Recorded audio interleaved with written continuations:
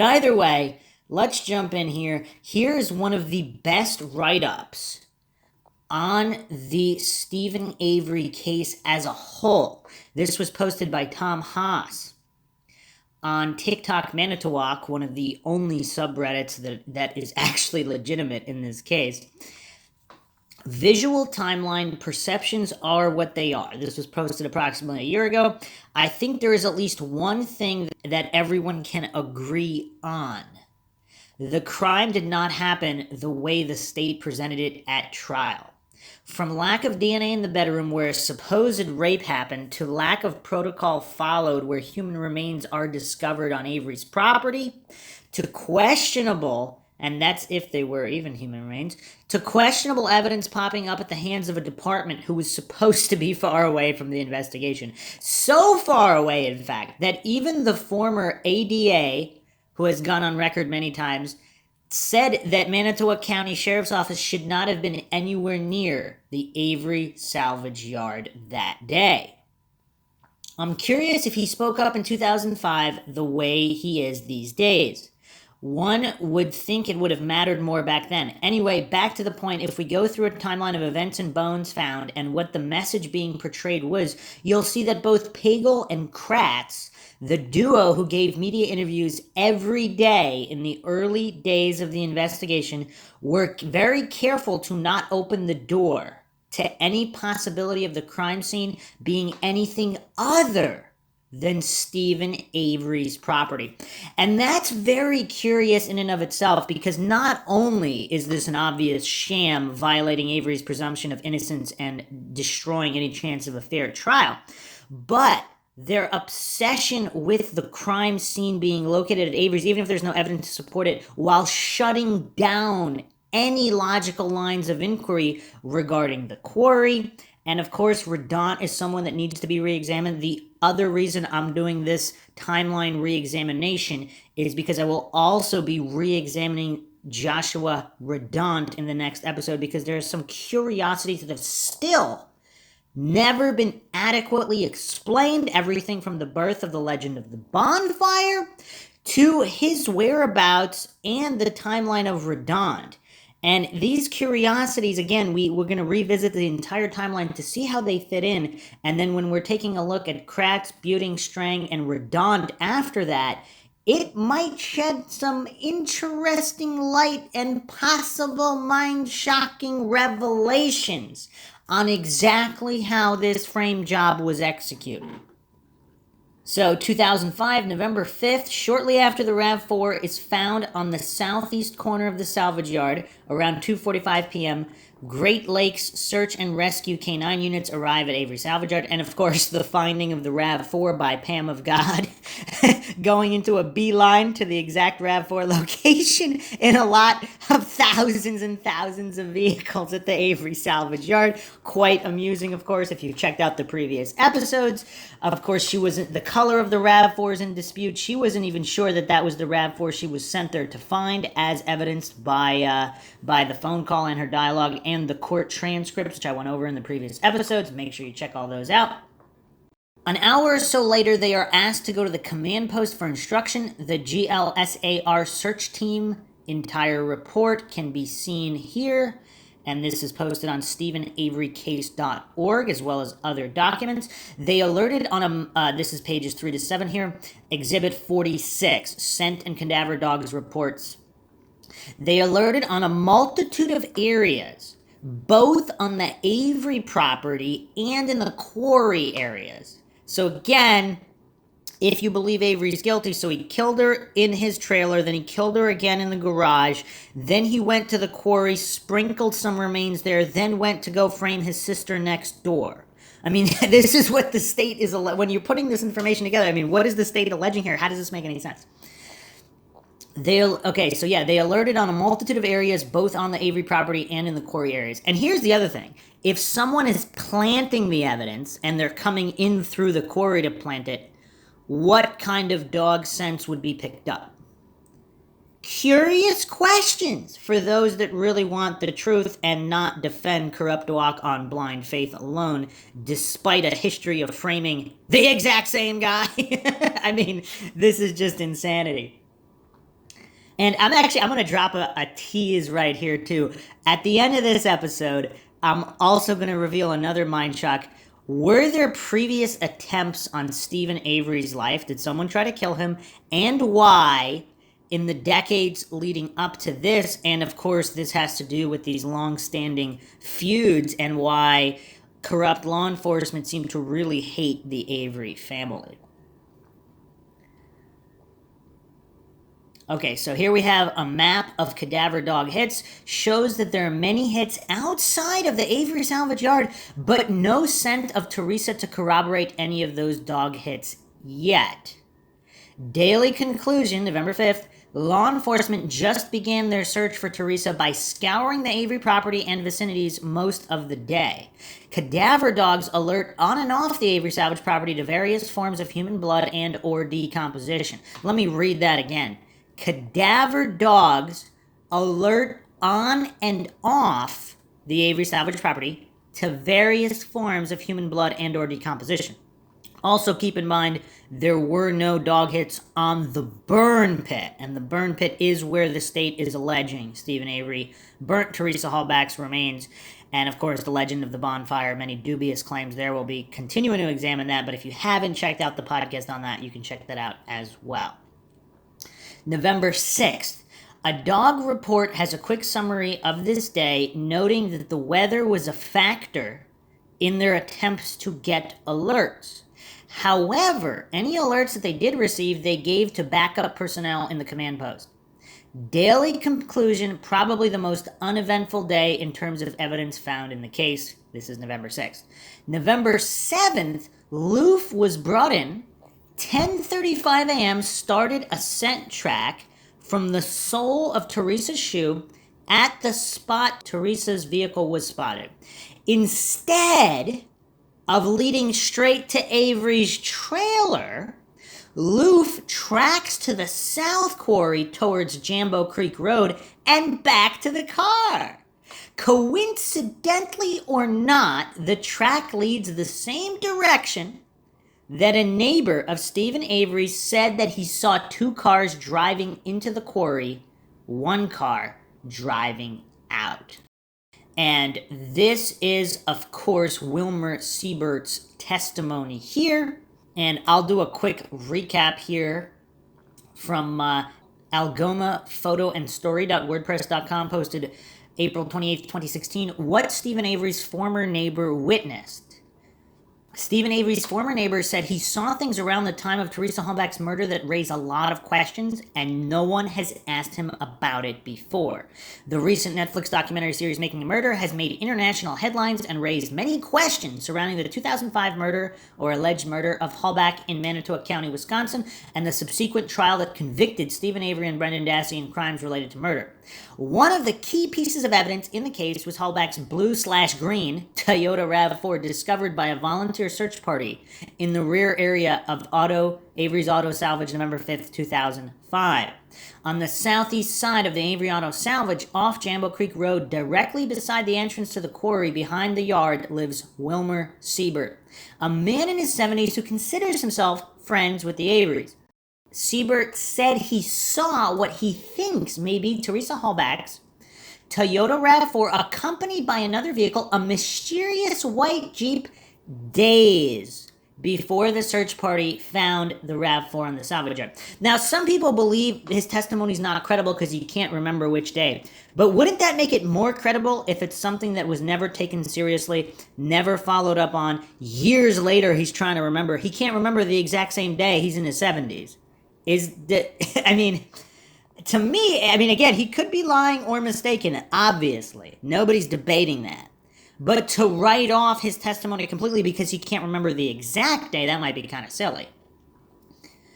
Siebert said he was just hanging out in his backyard one day when he saw the RAV4 speeding quickly down the back road that leads into the quarry behind the Avery salvage yard, and directly behind it was the white Jeep. About half an hour later, only the Jeep returned, he said. It was a white Jeep, just a smaller Jeep, and it looked like the paint was peeling off the hood. You could see like an undercoating on the hood. The Jeep was what I saw come back out, but I didn't see the RAV4 come out. said Siebert. Siebert cannot precisely remember the day or time he saw the vehicle because of how long ago it was now, but he estimates he saw the vehicles less than a week, perhaps a couple of days or 3 days before it was discovered by the search party. Siebert said vehicles regularly travel down the quarry road, but he noticed these two particular vehicles because they were driving faster than usual. They must have been going 40 miles an hour, Siebert said. Siebert could not tell who or how many people were in either vehicle.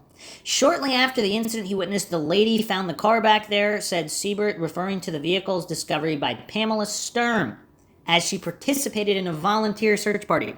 Siebert said he cannot be 100% certain it was Halbach's RAV4, but because it was the same green/blue color, and because he rarely saw RAV4s, he's pretty sure it was. Siebert said he's been buying parts from Avery Auto Salvage since before he moved to the home in 1970, or in the 1970s. He also raised questions about how the search parties could have found the vehicle so quickly.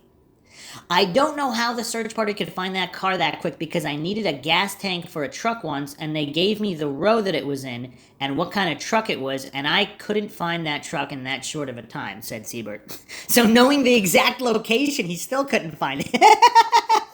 But somehow Pam of God did. And again, if you haven't looked at if you haven't checked out all of the Stephen Avery Mindshock series, there's also some reports that Teresa's friends found the RAV4 earlier than Pam of God. So again, you can look back and check for that. I don't hear that being discussed frequently.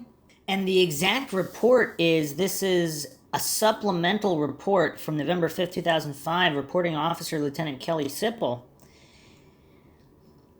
At approximately 2:30 p.m. on Saturday, November 5th, 2005, Lieutenant Sipple of the Calumet County Sheriff's Department arrived at the intersection of Avery Road and Highway 147 to assist the Calumet County Sheriff's Department and the Manitowoc County Sheriff's Department in a missing persons incident. On October 31st, 2005, a female by the name of Teresa Halbach had disappeared. Teresa is a resident of Calumet County. On the morning of Saturday, November 5th, 2005, friends of Teresa were searching the Avery's Auto Salvage yard where they located her motor vehicle off of the southwest quadrant of the property. Officers from both the Manitowoc County Sheriff's Department and Calumet County Sheriff's Department responded to the scene. So that's curious, is it not? Now couple this with another report here, November 2005. So this is another report here, November 5th, 2005, 1117 hours, Lieutenant Herman's report here. Lieutenant Herman, spoke with Earl Avery. Earl gave verbal consent at this time for conducting an investigation in the salvage yard. Lieutenant Herman also contacted D.I. Shetter, advising him of the incident. Shetter did respond to Avery Auto Salvage, which time I met with him. CASO investigators and the sheriff arrived on the scene to assist. Lieutenant Herman, spoke with D.I. Shetter, who advised that he had spoken to Inspector R. Herman about the incident. He was informed that the vehicle had been located in Avery Auto Salvage and that an investigation would take place at the location. At this point, D.I. Shetter and I approached CASO Sheriff Pagel, requesting that their agency take over the investigation due to ongoing civil litigation between Stephen Avery and Manitowoc County. While standing by on the scene, I spoke with Earl Avery. I asked him about the vehicle crusher which was in the yard. This crusher is owned by Norb's Salvage out of Denmark. Earl stated he had used the piece of equipment on occasion and that the owner, Norb's Salvage, did not have a problem with the Averys using it while it was in their yard. Individuals were observed to the southwest of the Avery Auto Salvage in a gravel pit area near a gravel conveyor while officers were on scene. D.I. Shetter and I walked through the yard. Again, when he says I, this is Lieutenant Herman's report. We made contact with 5 subjects. And these are the names of Halbach's friends. These subjects indicated they were friends of the Halbach family and were assisting with search efforts. I identified the persons and they were advised that at this time the salvage area, yard area, is a secure area and they need to leave the general area. Okay. So basically, there's random people roaming the area at all times. Now, they're saying it's the southwest quadrant of the property, which is curious because this is where the friends were. And in this supplemental report by Lieutenant Kelly Sipple, it stated that friends, plural, of Teresa were searching the Avery's auto salvage yard where they located her motor vehicle off of the southwest quadrant of the property. Now, who finds that curious? That's quite curious, is it not? Is it not? So even the finding of the RAV4 is suspect. I mean, everything about the case is suspect. Is there anything that's not suspect? That's a better question.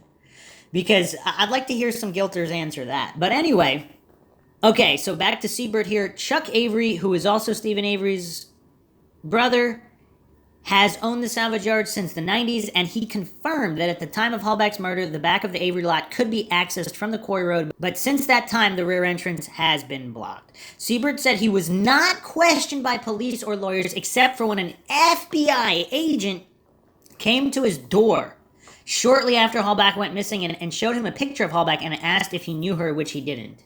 Siebert is a quiet family man, and he said that because no one asked him directly about it at the time, he never thought to tell anyone. I really didn't want to get involved. I didn't know for sure what was going on and how this was going to be handled, said Siebert. Siebert said he is not looking for attention, he is only speaking about it now because the Netflix documentary made him ask questions. Siebert said during the investigation of Halbach's murder, the police barricaded the quarry road entrance about 50 feet from his back steps and blocked the same section of road that he had observed the RAV4 and Jeep earlier. He said if anyone moves those barricades, give me a call, but he never gave me a number how I would get a hold of him, said Siebert. One evening, Siebert said he witnessed Manitowoc County Sheriff's Department vehicles driving past the barricade and then going through the Avery property with lights late into the night. So is this weird? What investigation is the FBI conducting? And if you checked out the previous episode, apparently the FBI were there on Cuss Road even before the whole Halbach situation. So was there another FBI investigation being run there? And is this FBI agent here talking to Siebert outside the scope of the Halbach investigation and Manitowoc County and Calumet County's investigation? Because he wants to know if anybody moves the barrier. Does anybody include law enforcement? Because he's stating here, if anyone moves those barricades. So does he want to know what police are doing? Because this is an FBI agent. Is he investigating police corruption here? We don't know. Okay, so Siebert said he wanted to report that someone had crossed the barrier, but he didn't know who to call. So he told his daughter, Victoria Siebert, to call local police, who then told her there was nothing to worry about. His daughter confirmed this. Wilmer Siebert said the next day it was announced on television that they had found Halbach's keys on the property, but didn't make any claims as to what that means. Which keys? The spare key? Which would have been at her home? Siebert actually likes the Averys and considers them friends. He said since buying his house and raising 9 children, neither him or anyone from his family that he knows of had ever had a bad dealing with any of the Avery family. Siebert had even been on fishing trips with Alan Avery, Stephen's father. I can't really find no fault with them because I never had any trouble with them. I always thought they were good people. They treated me fair at least, he said. So are guilters alleging he's lying? This old man is lying? I mean, somebody paid him off. I mean, this is all, the reports were at least corroborated with his daughter and the calls. And it's quite strange. But going back to the timeline here, so yeah, he saw 2 cars driving to the quarry, 1 car driving out. So this November 7th-ish. Again, there's no exact date here in this timeline re-examination. It's credited to November 7th, and it might have been that day. Who knows? Okay, now what's for sure? November 7th at the same time, 10:35 a.m., Loof is tracking the track. Calumet investigator Dietering is called over to Cuss Road because retired Manitowoc officer Bushman discovers a potential burial site that is as of yet unknown importance to law enforcement. So this is Mike Bushman, who was involved in the 85 frame-up for the Patty Berenson assault. He was one of the arresting officers. He comes out of retirement to finish the job because the first frame-up job didn't stick. So now they're framing Avery again. They have to bring Mike Bushman out of retirement. At around 11:30 a.m., cadaver dogs Brutus and Trace and their handlers arrive for another day of work. They are asked to check out Cuss Road, and both dogs alert to the area of disturbed earth that was discovered by Bushman. And this is all very curious because we don't have the details of the prior FBI investigation in that area at Cuss Road. And or if TERESA Halbach was some kind of informant working with DCI and or FBI undercover or not, whatever the case may be, if there was another investigation prior, were they worried that corrupt law enforcement would take her out? And that's why they were keeping tabs on Halbach? Obviously not well enough, unless she's still alive and they did put her into some kind of witness protection. And they were there at the scene and there was something else going on at Cuss Road that we don't know about. And the FBI didn't want to flex on local law enforcement, so they allowed Bushman and these other officers to investigate the area. I mean, who knows? Because would that bring too much suspicion on the FBI if they were not allowing anything on Cuss Road? 1:30 p.m., law enforcement wanted Loof to track for TERESA from the spot TERESA took pictures of the van for sale. Loof started sniffing, showed interest near Avery's trailer, where TERESA was confirmed to be outside of, and a magazine from her car was laying on Avery's desk in the week prior. However, what law enforcement did not expect was Loof to keep tracking west all the way to Cuss Road, where a suspected burial site was located just hours before. And of course, this site, Ken Kratz had said it wasn't pertinent to the investigation. I mean, how would he know what information was disclosed? He just expects everyone to take that on blind faith. I mean, it's really weird. I mean, he really wants everything to be focused on the trailer, the garage, the burn pit, even though there's no real evidence there. 2:30 p.m., law enforcement was perplexed, so they asked a dog handler if a scent can be picked up if the victim is in a car. And the dog handler surmised that it most likely could. So starting south of the famous Cuss Road cul-de-sac, Loof tracks south into the quarry, west, then east, ending about 100 yards south of where the car was eventually found. Loof, going so far southwest of the Avery property, would alert law enforcement to search the quarry areas in the days to come. Daily conclusion, November 7th. 2005. At this point, law enforcement should have an idea that TERESA and or her car were off the property and in the quarry areas. However, no remains were found on this day, and no strong scents were detected around the berm that is just west of Avery's residence. November 8th, 8:56 a.m., Loof was back again for more sniffing and searching. Law enforcement wanted Loof to continue the track from the day before. Starting at Avery's trailer, Loof again showed some interest around the garage area, but did not continue because of an aggressive German Shepherd. Remember, human bones would be found hours later laying on the burn pit. Once again, Loof went west to Cuss Road and tracked back to the berm west of Avery's through the quarry west of Avery Salvage Yard. Today, Loof seemed to show a lot of interest on the berm that is west of Avery's trailer. The handler made the comment that the scent source is usually within 25 yards of that spot, Avery's burn pit most likely. Now keep in mind, with all of these changing interests in the dog scents, Avery was at the cabin in Crivets 100 miles north. So someone else is manipulating all of these remains. Like, what kind of who's planting what when, and how are the dogs responding? Because again, Avery is up 100 miles north in Crivets while all this is going on. Very interesting, is it not? Remains found around 12:47 p.m., November 8th. Manitowoc officer Jost goes to stand guard near Avery's burn pit and gets bored, so he decides to do a mind puzzle regarding the investigation. His critical thinking leads him to churn out theories, which ends with him finding what he thought was a human bone about 8 feet south of the burn pit area.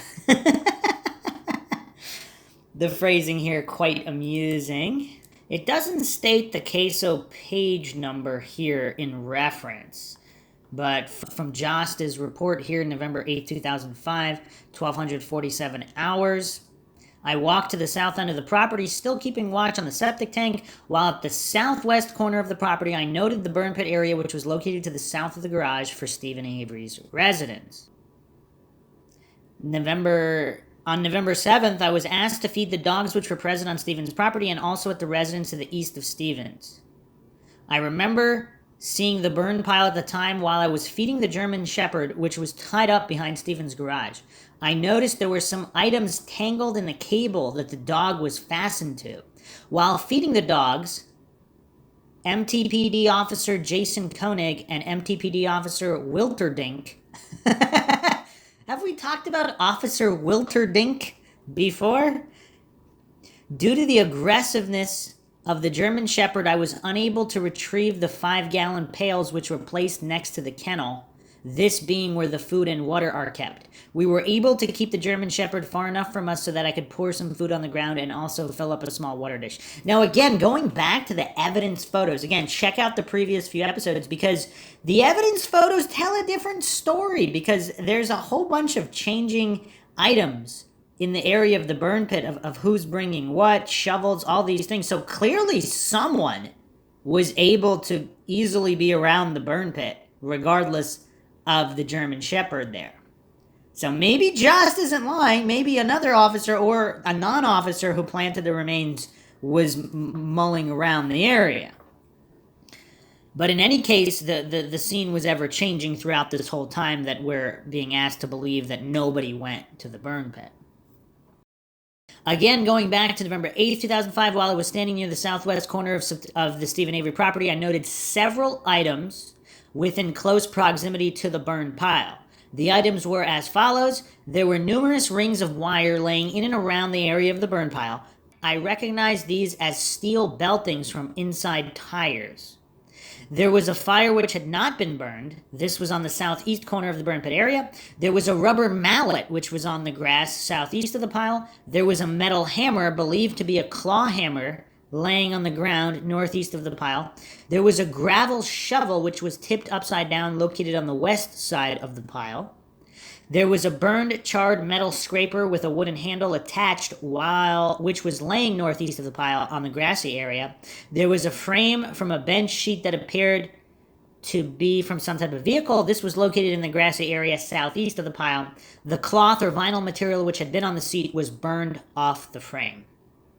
Still, while walking on the southwest corner of the property, I noted there were several tires laying on the ground in that corner. There was another bench style of seat on the south side of the property. This one still had the material attached to it. Earlier, when I had been in the command post area, I remember someone mentioning that Joshua Redant had checked on his hunting trailers. On Monday evening, he saw there was a large fire burning near Stephen Avery's property. The fire was described as being larger than usual. And again, we'll be getting to Redant later. So anyway, this scene that is described obviously was changed multiple times. And again, Stephen Avery is at the Crivets cabin. And he also states, as we were looking at the ashes laying in the area, it was evident that someone used some type of front-end loader to remove ground from this particular location. The ashes were inside the area. As we looked at the ash pile, we observed that there was a bone laying near the south side of the pile on the east side. Without disturbing the bone, I looked at it as closely as I could. It appeared as though it might have been a vertebrae bone. I could see another bone in the pile.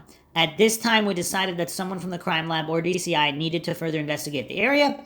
Not mentioned above was that Lieutenant Sipple had walked to the pit with me at approximately 1341 hours, and he left the area at approximately 1400 hours. And of course, with all the sifting and dubious nature of the way the crime scene was processed, coroner not allowed on the scene. I mean, this is all outside of the realm of normality by any stretch of the imagination. And it's very possible. It's very, very possible Jost is not in on it.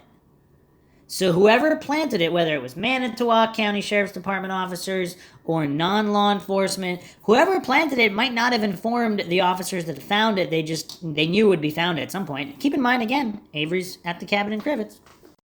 Okay, so continuing the examination of November 8th, at 4:15 p.m., Law enforcement asks Loof, and this time another dog, Raz, to start in the Avery salvage yard and see if a track takes them by the conveyor road, where Calumet Officer Kucharski said cadaver dogs hit on November 5th. And was Kucharski the one that was sitting on the bed, just relaxing in a trailer, a potential crime scene where TERESA Halbach was supposedly raped and killed, at least the first time, and then again in the garage, when Lank and Coburn happened to find the spare key after searching the exact area multiple times before?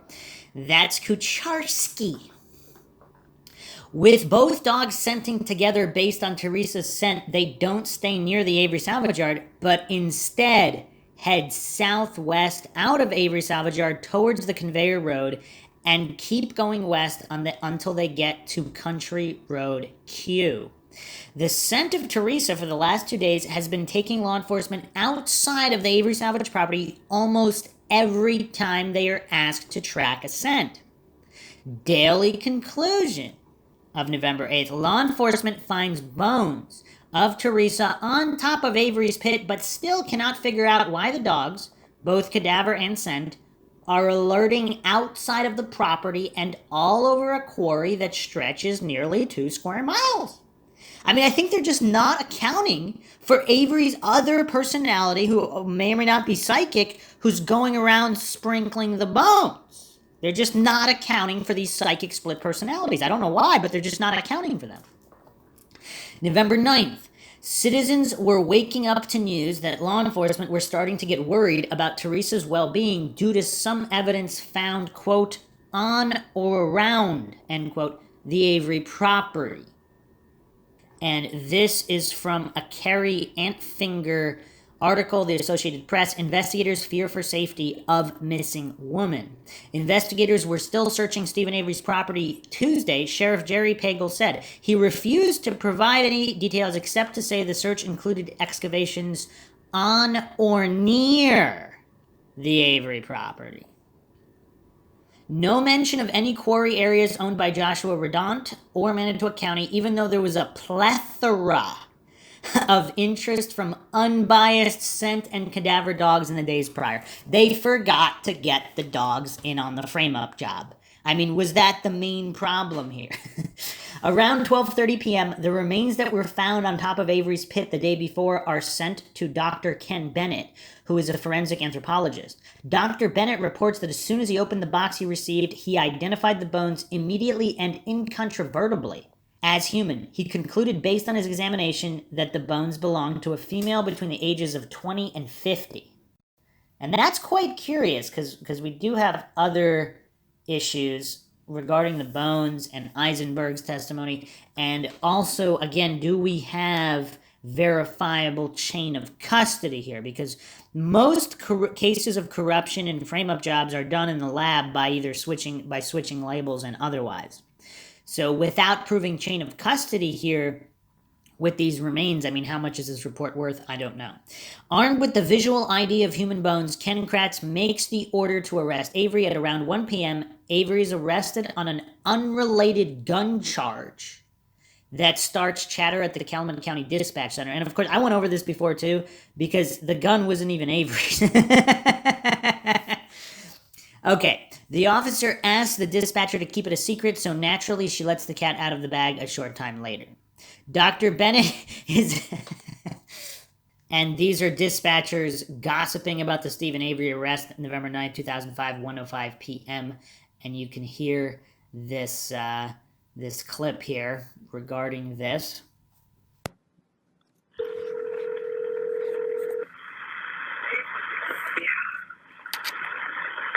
Hi, Joe. Keep this under your hat. Under my hat. Stephen Avery's coming here. Oh, good. When? Sometime today. Okay. Arrested, I take it there? On an unrelated charge. Okay. Possession of a firearm. Oh. Okay. All right. Thanks so much. And possession of a firearm is an interesting charge, because if his landlord owns a gun, how is that in Stephen Avery's possession? I mean, again, we won't get into that. I went over that in previous podcast episodes. Okay. Dr. Bennett is identifying the bones as human, and Avery is getting arrested on an unrelated gun charge after Bennett's visual ID of the human bones. Law enforcement is following up on the cadaver dog hits. The scent dog tracks to see if anything of value is found in the quarry areas surrounding Avery Salvage Yard. Around 2 p.m., Kelly Sipple calls Captain Paul Roosh to tell him that they found many more human bones in quarry areas. Cameron County Sheriff? Hey, Trace, it's Kelly. Yes. Can I speak to the captain, please? Yes. Kelsey, Hey, Paul. what's up? Did you hear? There are human bones that we found? I heard about some of them, yes. Yep, okay. We got another pile that we found. Okay. Going in, and our crime scene has now expanded by about 2 miles. What we're looking at doing is trying to find, there's no way we can organize a search this evening. We're trying to find law enforcement staff for tomorrow morning to start searching. And I don't have a state patrol supervisor. Okay, I'll call them. How many people are you looking for from them? You know, if we can get up to at least 40, that'd be great. Okay. What time? And 8 o'clock tomorrow morning. Okay. At the command post. Okay. And then if you could check with the PDs, see if they can provide any staff. I want law enforcement. At this point, we're not sure if we really want firemen. We want to stick with. We know what we're looking for evidence-wise, and we kind of want to stick with that. Okay. I got Drutson up at command post. I'm just covering a corner right now. And when I get back, I think he can provide us some manpower as well. So from Kaukauna PD. Okay. And Drunen? Yeah. Yeah. You got some scratch paper there? Now what he's doing is he burned her in the backyard, and that was a real small pile that was left. And we got 2 5-gallon pails full down at this other site about 1.5 miles, 2 miles away, about 1.5 miles away probably. And we got a few, we got more pails full out along the way somewhere. So. Okay. So they've got pails full of bones between 1.5 miles and 2 miles away from Avery's. What are these pails of bones? I mean, this is curious, and this is all swept under the rug, never to be mentioned again. Quite curious. Part of the theory was that the pile on Avery's pit was very small, and more quantities were found away from the yard than near Avery's trailer. This working theory and the human bone piles found around the quarry corroborate the scent and cadaver dog work that had preceded these findings the day before. Again, we have to keep in mind, the dogs were not in on the frame-up. They didn't know about the frame-up. Daily conclusion, Stephen Avery is arrested for a gun possession which was ignored for 4 days with the help of a visual ID of human bones found laying in a pile on top of his burn pit. In the background, law enforcement keeps working to look for evidence, beginning to focus their attention away from Avery Salvage Yard and in the quarry areas. And also, again, we have to keep in mind that the burn pit site looked completely different in all these photographs. So somebody was altering the site while Stephen Avery was at the cabin in Crivets 100 miles north.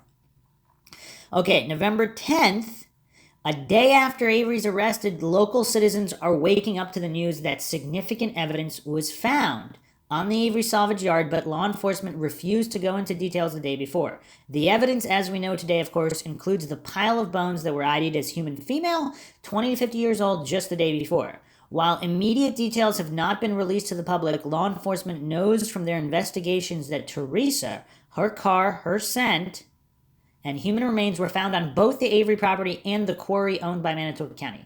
They also know that dogs seem to show a lot more interest in the quarry areas than in the Avery Salvage Yard. So if we're going according to guilt or logic, so-called logic, wherever you find the bones, they're guilty. So that means that Manitoba County officials are guilty of murdering Teresa Halbach because because a majority of bones were found. And if we're not even getting into IDs, because even the bones, even the so-called remains found on Avery's, they don't match Teresa Halbach definitively. If you haven't checked out the DNA for Dummies episodes, check those out on Mindshock in the Stephen Avery case. So they could not rule out Halbach. They also could not rule out a large percentage of the population. So those bones could have been a variety of other individuals. Could have been Carmen Bootwell, possibly. Could have been Christine Rudy. Who knows? There's a lot of weird issues in this case. News conference, November 10th, 1:30 p.m. A news conference is scheduled to fill the media and the public in on some of the happenings, and maybe even perhaps what caused law enforcement to expand their crime scene by about 2 miles south, according to Callie Sipple. What the media and the public are not aware of is the fact that Dr. Bennett has visually examined the bones allegedly found on top of Avery's pit and gave a definite positive human ID. What most of the media and the public are not aware of is that the dogs and law enforcement showed a lot of interest in the quarry areas that were 1 to 2 miles south of Avery Salvage Yard. The press conference starts out with Pagel making the introductory statement. Well, as I am sure everybody is aware, the scope of the investigation is now criminal in nature and we are classifying it as a homicide investigation. It appears that an attempt was made to dispose of a body by incendiary means. However, that attempt was not completely successful. Pieces of human teeth were found on the Avery property, and the bone has been determined to be that of an adult female. The teeth are also that of a human being. Pagel starts off with an announcement that law enforcement is positive that the bones were found on the Avery property are human in nature. The first question is if the remains are Teresa. Pagels has a reasonable response, but Kratz chimes in, reiterating something he seemed so sure about that day, but yet seemed to shy away from in 2007 at trial time, only 2 short years later, emphasized here. Question: how likely do you believe that remains that were found were that of Teresa Halbach? Pagel says, out of respect for the Halbach family, we want to wait until the crime lab has provided proper identification. Kratz states, what we're releasing at this time is that forensic anthropologists and forensic odontologists have determined that with 100% certainty, the bone evidence that has been recovered is that of an adult female. That is human remains, and that the teeth are human teeth. From that perspective, we will wait for additional forensic evidence. So he's claiming 100% certainty adult female. When asked about the possible other crimes being found during the investigation, possible crimes that could sway the perception away from Avery Salvage Yard, question, are your investigators finding evidence of other crimes out there at the same time they are investigating the disappearance? Pagel says, I do not wish to divulge the information at this time. Another follow-up question about where the human remains were found. Question, can you tell me about where the human items were found or how? Pagel says they were discovered on the Avery property near the residences of the Averys, and I will indicate they were discovered near Stephen Avery's residence. Notice no mention of the quarry. For 3 days prior to this news conference, most of the action and human bone piles would be found in the quarry. Again, according to the transmissions here, pails of human bones. Pails! I mean, that's a lot of bones. More evasion from Kratz. Question: when were the bone fragments and the blood found, and were they big pieces or small pieces? Pagel says there were numerous pieces of bones in different degrees of size. Kratz says, but I think to comment further on that isn't really, the blood was found immediately. It was found Saturday. We knew about blood on the interior of Teresa's vehicle already on Saturday, the first day we executed search warrants.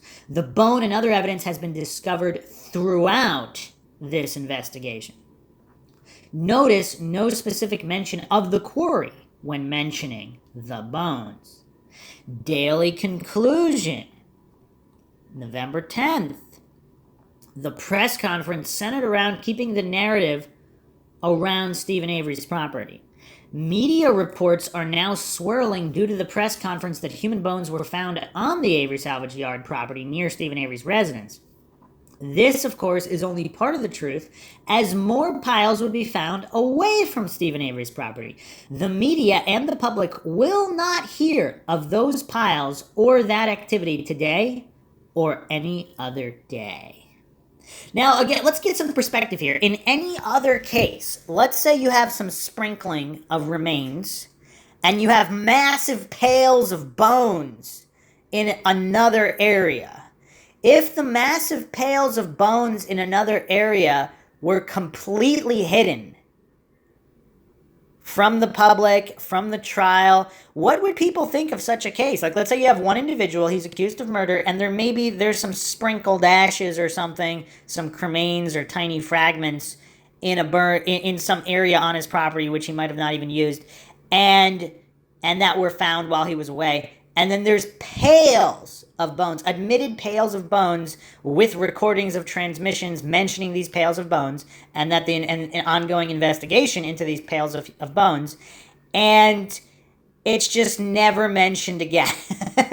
Would people think that was an up-and-up investigation and a fair trial? I mean, it's just mind-shocking. For whatever reason, in the Stephen Avery case, all of this is okay, but in other cases, it would raise an eyebrow. November 11th, media reports are being released with headlines such as "Bones Found on Avery Land," which of course focuses the narrative only on the Avery property and the Avery family. No mention in that paper about the quarry activity the days prior. As the day rolls on, other papers are also releasing the information that the visual ID of Bennett, unbeknownst to the media and public, was good enough to announce to the world that the bones were that of a human female. The visual ID would not be relied upon at trial when it came to the 4 piles of human bones found in the quarry. There is no mention in the media of the many buckets and piles of evidence recovered from the quarry area that just 2 days prior was discussion of law enforcement over the dispatch phone. November 13th, with all of the focus on Stephen Avery, his property, the Avery salvage yard, and no mention of a quarry and other possible suspects or a coherent theory, things were looking grim for Stephen and his civil case that he had against Manitowoc County. Even though he could still pursue the civil case while incarcerated, the media was already reporting about how weak his civil case was in the eyes of the public. Man, there really was no evidence of widespread journalistic integrity even back then, was there? Wow, this is crazy. I mean, the headlines, Avery's $36 million civil case up in the air, facts and lawsuit remain unchanged, but Halbach case would be hard for a civil jury to ignore. I mean, what does one have to do with the other? I mean, even if Avery did murder TERESA HALBACH, with all of his split personalities, some of them psychic, even if that happened, how does that change the 85 frame up? Or all the years he spent in prison while innocent? And he could very well still have an additional lawsuit that all that time in prison made him crazy and made him into a murderer. Again, all due to corrupt and or incompetent law enforcement. I mean, yeah, this is all very, very mind-shocking. Fast forward to 2006, January 12th, Eisenberg meets with Fassbender to discuss progress, and later that same day is contacted by Mark Weigert and given more bones that allegedly came from the top of Avery's pit. However, this is the same day that evidence processing took place. Part of this evidence processing was processing burn barrels and all of the 5-gallon buckets that were found in the quarry areas on November 11th, 2005. You can see the photos were taken January 12th, 2006. Another view of the buckets can be seen in the background of this photograph. It seems interesting that Eisenberg receives a call from Weigert, who just finished processing quarry buckets and burn barrels. None of this information would make it into the media or the public. January 15th, Eisenberg gets another call from Weigert with more bones for her to examine. This time, it contains 2 tags of interest, 8675, the pelvic bone from the quarry, as well as 8674, recovered from burn barrel number 2, the deer camp. None of this information is being released to the public, as law enforcement cannot figure out why human bones are being recovered from areas outside of the Avery property. And again, if you haven't checked out the Burn Barrels podcast on Mindshock, check that out. There's so much funny business with the burn barrels, chain of custody issues. I mean, this is just never-ending insanity with the Avery case, and still quite mind-shocking how anybody can allege this is all above board. Again, whether Avery's guilty or innocent, clearly none of this is above board. February 19th, Eisenberg re-examines the pelvic bone 8675, but also photographs other tags of interest, including human bones from 7964 and 8140 that contained human bone. February 27th, Leslie Eisenberg is made aware that there were some cranial fragments that suggested that TERESA HALBACH was shot in the head. This, of course, is a big point of contention for investigators. This new information that they and Eisenberg had showed them that TERESA was shot. Since the perception is that Avery did it, it had to mean that Avery shot her. They get so frustrated that Brendan couldn't think of the answer they were looking for, they came right out and asked him themselves. All right, I'm just going to come up and ask you, who shot her in the head? He did. Why didn't you tell us that? So I couldn't think of it. So clearly reverse engineering the coercion necessary to get Brendan Dassey to so-called confess to this crime. And again, if you look at some of these other conversations with Brendan, he can't keep focus, he's all over the place, and here you have these corrupt officials to Brendan who are these figures of authority berating him and threatening him, and he doesn't know what's going on. Even if they were non-corrupt nice guys, he still wouldn't know what was going on. So compounding to the emotional distress they're inflicting on this kid, I mean, it's really mind-shocking how anybody can defend this obvious corrupt coercion. It's just absolutely insane. March 1st, Brendan Dassey is coerced to give a narrative that the media and the public were not aware of. It was such a secret narrative that even Kratz himself says they have now determined what happened on Halloween 2005. No mention up until this point about the quarry activities or the other human bones that have been recovered and identified up to this point of the investigation. A clear about face from their actions in November 2005. However, they stayed consistent in the manner that they continued to focus all the details they released to be about Avery and his property. April 10th to 11th. On these days, over a month after Brendan Dassey is arrested and the rape, torture, killing on the Avery property is published to the media and the public, Leslie, Calumet, Manitowoc, and DCI personnel all met to finally process all of the 5 gallons of pails found all over the quarry areas. Notice you'll find good old Manitowoc County Detective Remacher still involved in the case. Interesting items were recovered, including what looked like blood-stained rock, possible bones, human bone fragments, a bunch of other expletive. None of the items found above were ever disclosed to the media. No press conference was held to expand on the working theory that Ken Kratz and law enforcement held. Again, in an above-board case, are these the actions that would be taking place? So they arrest Brendan Dassey, and they still don't process any of these human remains and bones, or potentially human remains and bones, found all over the quarry matching the dog scents. Nobody's interested. It's really weird. It's really weird, is it not? April 25th, Leslie Eisenberg examines a bunch of biological material recovered in the last few months and makes bench notes on each tag number that she examines. Most of these items were from the 5-gallon buckets recovered from the quarry. Leslie also makes note of human bones with cut marks in this examination on this day. None of this new information ever made it into the media or the public. The theory was not expanded, nor was the criminal complaint to contain any of these details. The perception was still, at this time, that TERESA was last on Avery's land and never left. June 15th, Eisenberg re-examined some tag numbers from this case that she had marked for reevaluation. One particular tag number of interest is 7964, which is from burn barrel number 2, or the deer camp.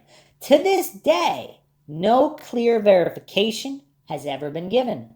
Anyway, upon further examination, Leslie updates her determination of the bone in the baggie to being human.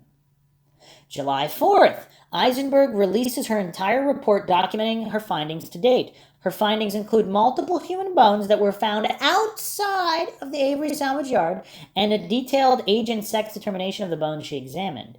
Lastly, Leslie identifies 7964 and gives a possible detail on time since Teresa's death because of some clues on the human bone. And this is her note here. The presence of empty pupil casings, tag number 7964, collected November 12, 2005 from barrel number 2 and identified as burnt bone pieces, suggests that perhaps there was an undocumented interval between Miss Halbach's death and the burning episode when her remains may have been exposed to egg-laying flies. However, it is not possible to determine from this analysis if those pupil casings were associated with the human or non-human fragments identified by the undersigned as collected under that tag number. It is worthy of note, however, that the same evidence tag number yielded the suspected human bone fragment with evidence for multiple cuts. And if you haven't checked out the Mindshock episode on pupil casings, check that out. We go over that pretty extensively as well. Remember, this bone was recovered from either burn barrel number 2 or the deer camp. None of this information was ever disclosed to the media or the public. No press conference was held to expand on the details of the theory that was against Stephen Avery and Brendan Dassey. The crime was still said to have happened on the Avery property. December 3rd, 2006.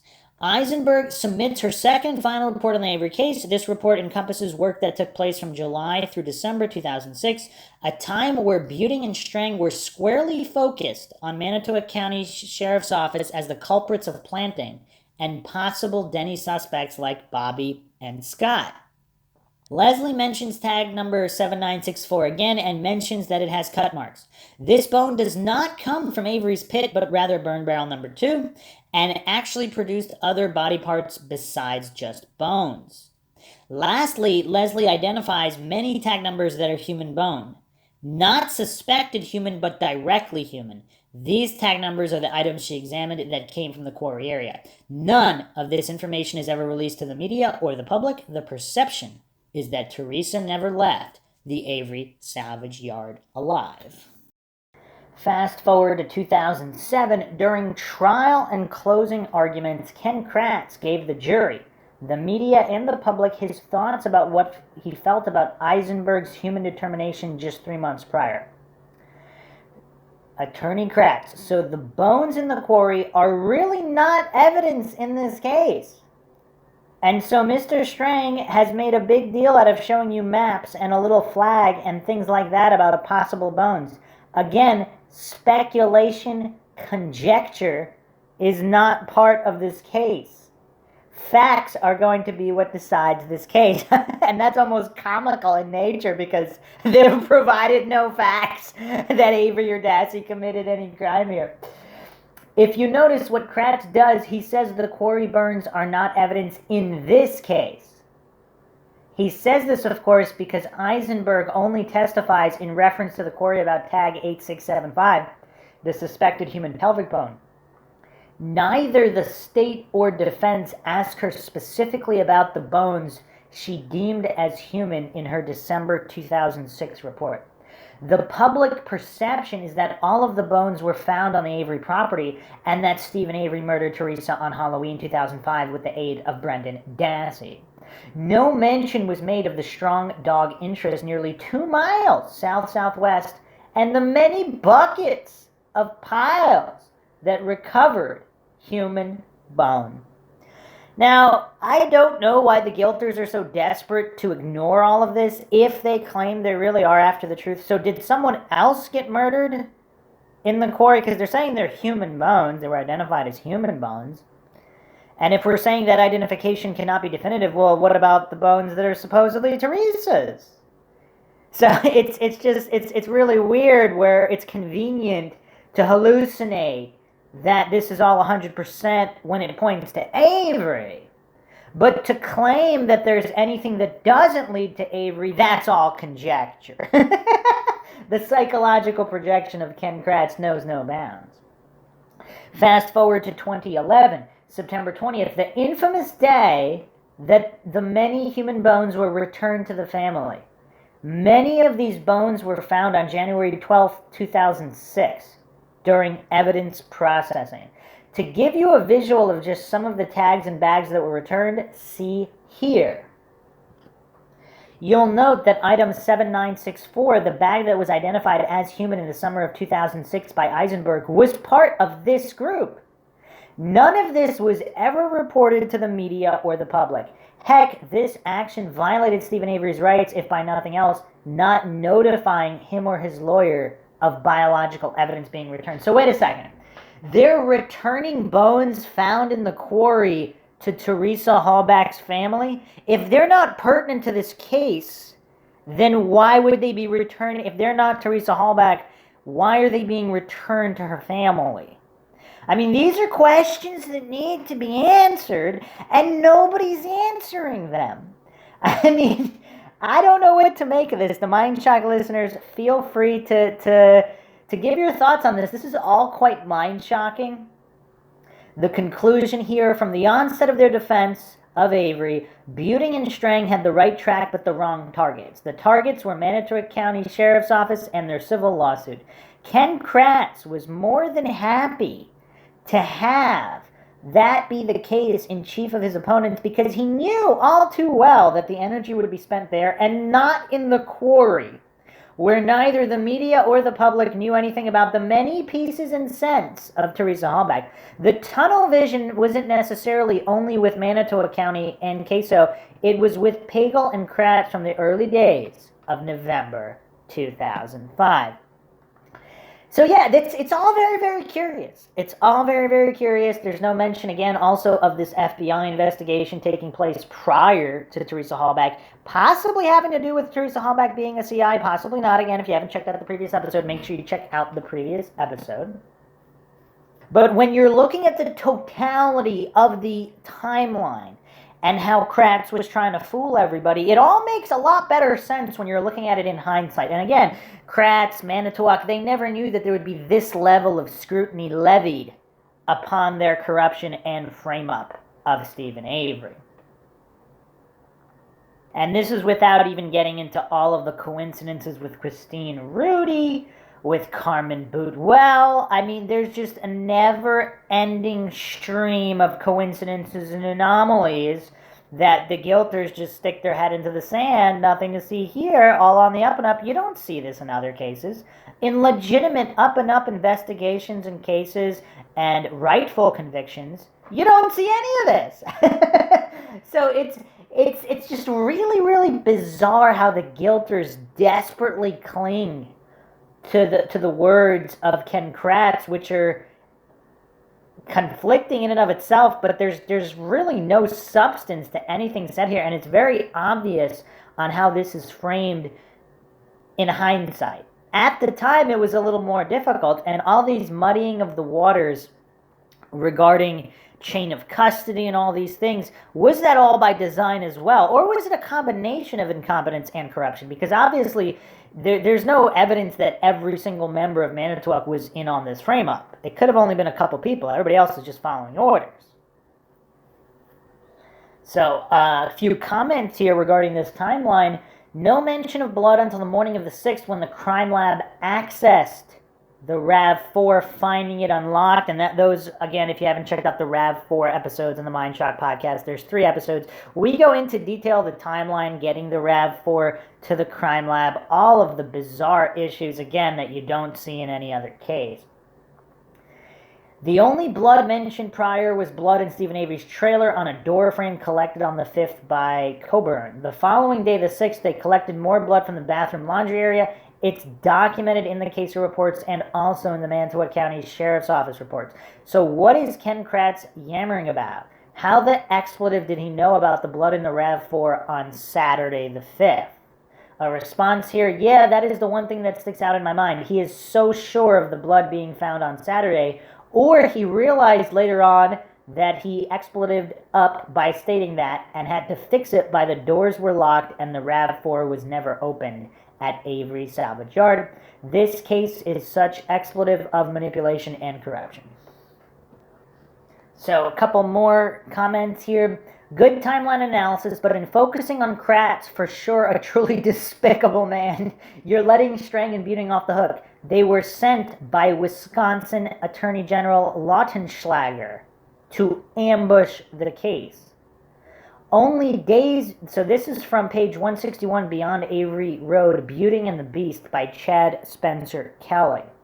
Only days before Fallon comes aboard, less than half a block from Fallon's office, Dean Strang is meeting with Stephen M. Glynn in Strang's office. Strang is a colleague of Fallon, and their offices are located half a block away in Madison, Wisconsin. Civil suit attorney Stephen M. Glynn has recommended that Stephen Avery settle and hire Strang and Buting immediately. Strang and Buting were horribly negligent, and Avery even sued them for ineffective counsel in 2012. There was no DNA expert, coerced minor confession though Buting was an expert in that area, and on and on. I mean, those are all excellent points. I mean, to have this obvious of a frame-up and corruption and violation of Avery's rights, I mean, this is ineffective counsel. I don't know how anybody can argue that it wasn't. I mean, even with everything stacked against them by corrupt judges and the corrupt state, it still doesn't explain why they didn't even attempt to pursue these things unless they were compromised, or they were in on it, or they are just really well-meaning incompetents. But it doesn't seem that they're that incompetent from their interviews. Then again, they did have a pretty good media tour as fallout from the case, so who knows what kind of compromising took place, if any. This is, of course, Mindshock, where the only thing we know for sure is that we don't know anything for sure. Over 120 closed-door, off-the-record meetings between the state and defense took place with the judge in Avery's trial. And it would be very, very curious if there was a recording device in on those meetings, because again, if we're talking about truth and justice, blind justice and transparency, shouldn't the public be entitled to know what was discussed during those closed-door meetings? Why were they off the record? Isn't this a matter of public record? This is a public trial. Bottom line is Avery won his lawsuit, and Wisconsin was potentially on the hook for $1 billion in false convictions from the Innocence Project. From page 30, Beyond Avery Road, Buting and the Beast by Chad Spencer Kelly. But the truth of the matter is there were 900 Stephen Averys writing to have their cases reviewed. But the state made sure none of those potentially innocent were being fast-tracked to freedom because of the possibility of a great financial loss due to multiple civil lawsuits dipping into the state budget. If all 900 inmates writing to the Wisconsin Innocence Project were innocent, became insulted by a $25,000 cap-off and petitioned on average for a $1.1 million in compensation, as Stephen Avery will, then the state budget would be hit hard in the pocket for claims of up to $1 billion. Simply, a new forensic DNA testing was a threat. Thus, Attorney General Lautenschlager assured that the backlogging of the state crime lab was a must. Okay, now here is potentially the biggest mind shock as of yet, and it's not even directly related to Stephen Avery. Now, even the most ardent coincidence theorist, the most authority-worshipping cultist, has to admit, I mean, I would think, I don't know how many Dunning-Kruger goofs think that there's not a single innocent person in prison, but there's 900 potential wrongful convictions. Now, some of those could really be guilty people, obviously. I mean, even if we say 50% is guilty. I mean, it's still astronomical. They could, if the state, so people go on and on about Avery's $36 million lawsuit against Manitowoc, that's pennies compared to upwards of $1 billion in liability and compensation to all these other wrongful convictions. Because we know how they do business in Wisconsin. I mean, it's fairly obvious from the Stephen Avery case. But even if only half of these individuals are innocent, now all of a sudden the state crime lab is backlogged with DNA testing. I mean, again, you have to look at it just from a purely budgetary point of view. there's a lot to lose here for the state. This isn't just about $36 million. If we put, for the people that say, oh, there was no way they would get Strang and Buting in on it, when you're talking about upwards of $1 billion, paying off a couple of people for a couple $100,000 or even $1 million or even some threats, that's nothing. I mean, are guilters really that clueless about how corruption works and basic human psychology?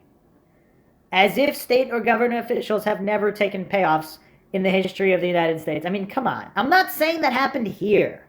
I'm saying to deny that that's a possibility, how silly is that?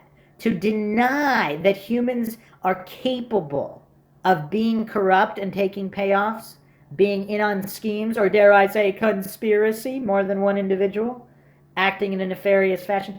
There's upwards of $1 billion on the hook here. This is well beyond Avery and his $36 million lawsuit.